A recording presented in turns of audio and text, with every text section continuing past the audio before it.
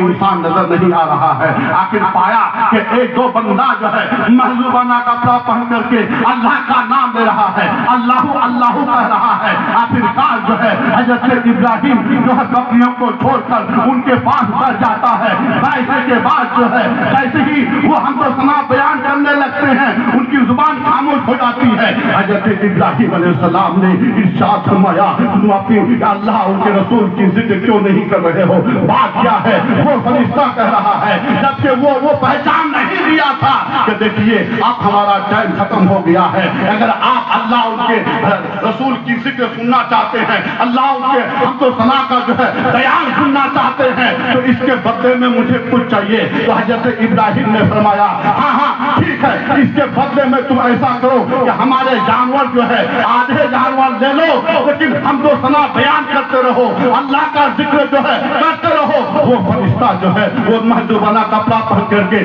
اللہ کا ذکر کر رہا ہے, اللہ کا ذکر کر رہا ہے. اس کے بعد پھر تھوڑی دیر کے بعد خاموش ہو جاتا ہے. ہونے کے بعد حضرت ابراہیم نے فرمایا بات کیا ہے, وجہ کیا ہے؟ تو عرض کرتے ہیں اب ہمارا ٹائم ختم ہو گیا ہے, آپ اگر سننا چاہتے ہیں تو اس کے بدلے میں ہمیں اور کچھ چاہیے. حضرت ابراہیم پر قربان جاؤ. لیکن حضرت ابراہیم نے سارے جانوروں کو دے دیتے ہیں. دینے کے بعد ارشاد فرماتے ہیں تم اللہ اور رسول کا جو حمد و ثنا جو ہے بیان کرتے رہو. وہ جو ہے محجوبانہ کپڑا پہن کر کے جو آئے تھے اللہ کا حمد و ثنا بیان کر رہا ہے.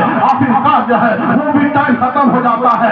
المختصر حضرت ابراہیم نے ارشاد فرمایا تم ایسا کرو سارے جانوروں کو لے لو اور لینے کے بعد جو ہے ان کو اپنے جانوروں کو گھاس کھلانے کے لیے, جانوروں کو چرانے کے لیے کوئی آدمی کی ضرورت ہے, کوئی انسان کی ضرورت ہے, کوئی نوکر کی ضرورت ہے. تم ایسا کرو کہ مجھے تم اپنے جانوروں کو پالنے کے لیے, جانوروں کو گھاس کھلانے کے لیے تم اپنے گھر میں مجھے نوکر رکھ لو اور لیکن اللہ کا حمد و ثنا بیان جو ہے جاری رکھو. اے مسلمانوں قربان جاؤ, وہ اللہ کے نبی کی بات ہے. آج ہم اللہ رسول کی جہاں پر باتیں ہوتی ہے ہم وہاں پر جان سے نہیں سنتے ہیں, ہم جو ہے صرف بیٹھے رہتے ہیں, اس پہ عمل نہیں کرتے ہیں, بازار کو آباد پاک کیے ہوئے ہیں. لیکن یاد رکھو اسی سے اگر محبت تمہیں اگر ہوگی تو تمہیں آنا بھی کامیاب, تمہیں جو ہے دنیا میں بھی کامیابی ملے گی.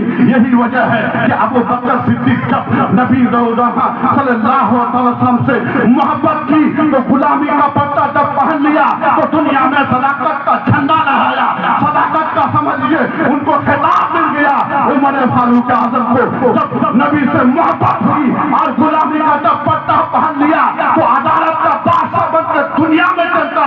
اے لوگوں یاد رکھو کہ تمہارے دادا پر دادا نہیں رہے, ایک لمحے کا بھی بھروسہ نہیں, ایک سیکنڈ کا بھی بھروسہ نہیں. یہی وجہ ہے کہ جب دین کی باتیں آتی ہے تو اللہ والا دین کے خاطر جان کو دیتے تھے. وہ جانتے تھے کہ دین کے راہ میں اگر ہم جان قربان کر دیں گے تو